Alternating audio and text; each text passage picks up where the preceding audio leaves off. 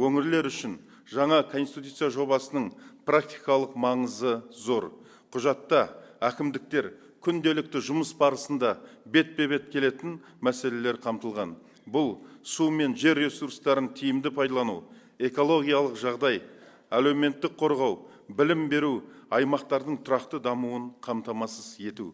Конституция жобасы біз үшін ең алдымен шешімдер қалай қабылданатыны, оның жүзеге асырылуына мемлекет қандай жауапкершілік алатынын айқындайды.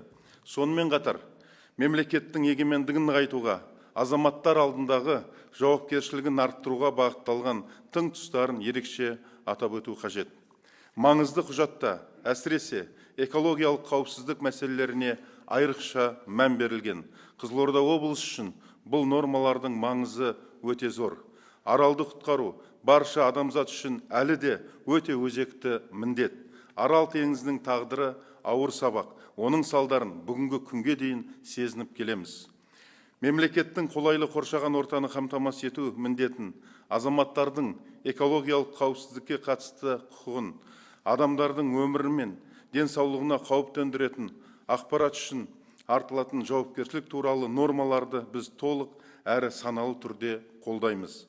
Бұл біздің өңір үшін тек жалпылама айтылған ұранды сөз емес, болашақ үшін маңызды айрықша құқықтық кепіл болып табылады.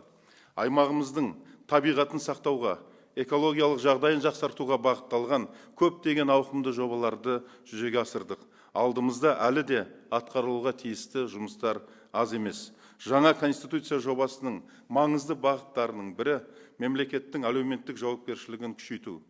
Бұл құжат адамның құқықтарын қорғауға, өңірлерді қолдауға, әлеуметтік теңсіздікті төмендетуге бағытталған.